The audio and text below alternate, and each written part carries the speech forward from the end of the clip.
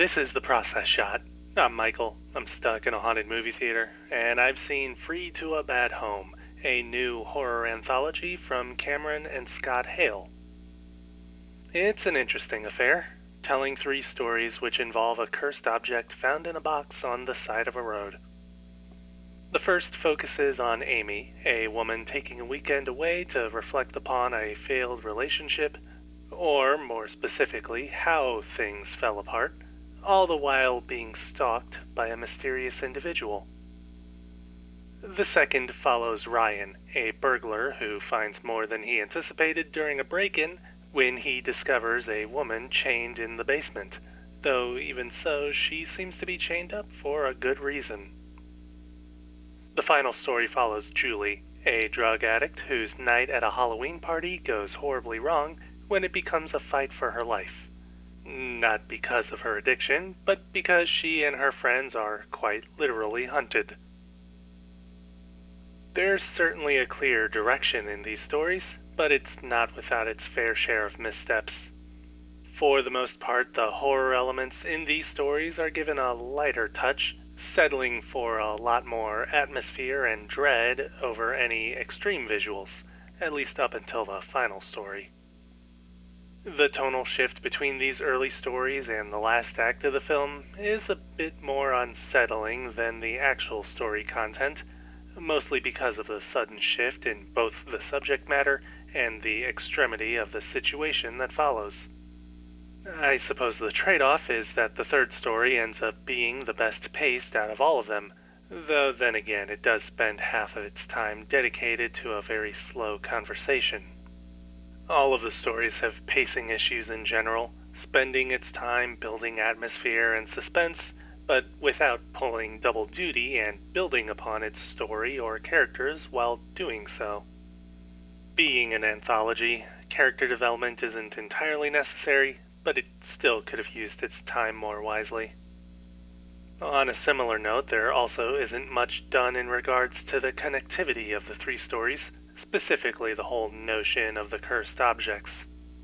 There is a single item that links the stories, as well as a few other key details that thread everything together, but they and the explanation they're given don't quite feel as fleshed out as I assume the filmmakers intended.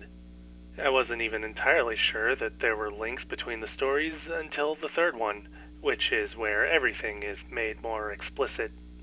For the most part, I would say that there are a decent amount of good ideas present within these stories and the overall anthology, but it's not quite where it needs to be to fully realize its world. The film's technical elements also hold back the greater potential a good amount. It's not completely awful, mind you, especially for a film with a low budget, but it does still have its faults.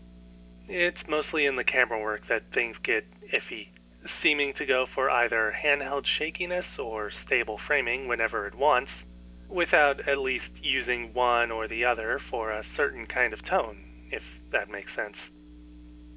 Color is also a bit unbalanced, at least within the individual stories.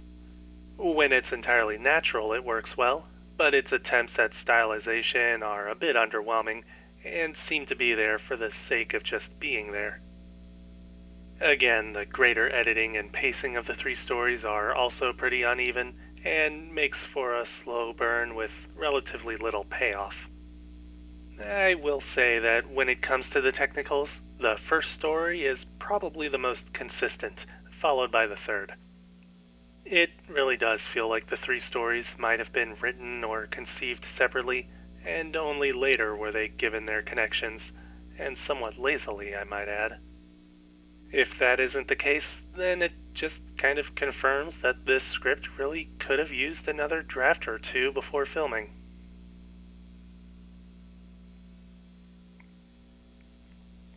Free to a Bad Home. Kameron Hale, Scott Hale, 2023. 1.5 stars. I wouldn't really recommend watching it though.